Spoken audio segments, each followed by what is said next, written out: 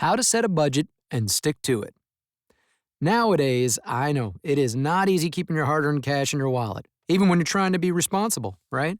I mean, we've all got a variety of need to have expenses like a mortgage, car repairs, and college tuition to pay for. I mean, never mind the like to have expenses, that you want to treat yourself to once in a while, like a new pair of cool high tops or those fancy designer jeans.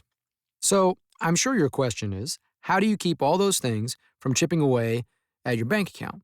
Well, no matter who you are or what you're spending your money on, you could probably use a budget, especially when the average household spends 80% of its annual income on a range of necessary expenditures, which includes almost 60% on housing, food, gas, and insurance alone.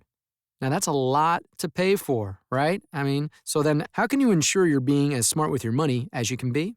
Well, by creating a budget. It's the tool you need to help you stretch your paycheck as far as it'll go. And now all it takes is just a little bit of discipline, planning, and most importantly, prioritization.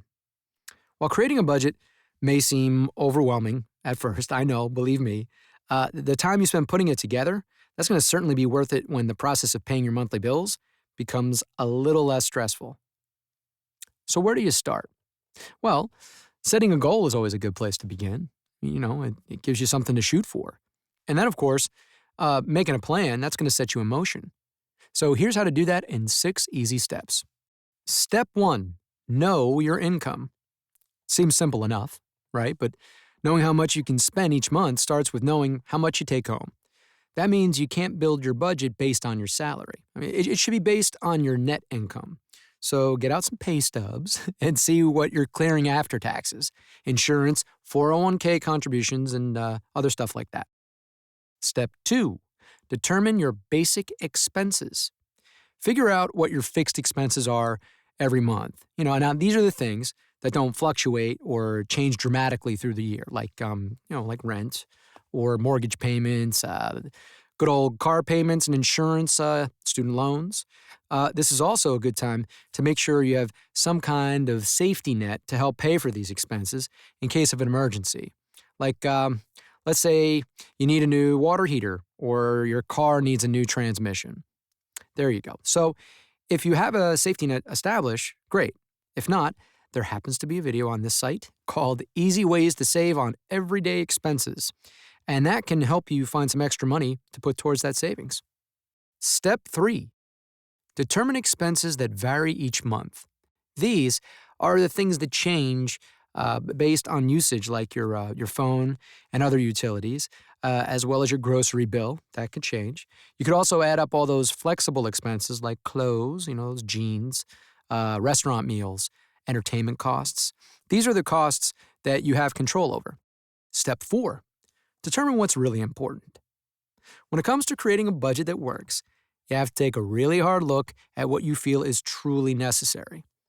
As much as you'd like to think you can't live without the latest gadget, this type of expense should go into the like to have category. So if you want to find the fluff in your budget, start digging into your variable expenses and rank what's most important to you. I mean, do you really need unlimited texting on your cell phone? If not, get rid of it. Are you watching all 437 channels of cable? No? Downgrade to basic.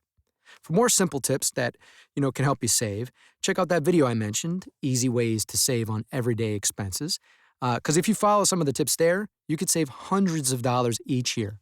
Yes, hundreds. Step 5, follow your spending and review monthly. You want to give your budget a fighting chance, right? So just keep an eye on your wallet, and especially those credit cards, to make sure you're spending within limits throughout the month.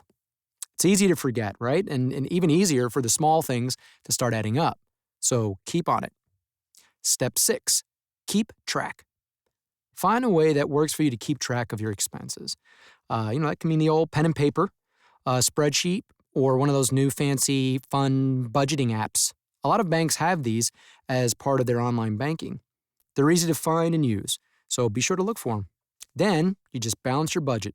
Keep your income information current and track your actual expenses monthly.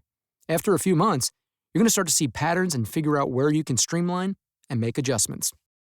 Now, if you don't want to go it alone, if you like a little company. There are some sites all over the internet to help you analyze what you have coming in and what you're spending.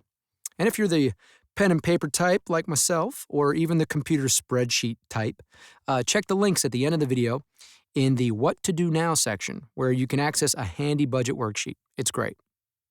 All in all, making a budget is a process that will take some time and effort.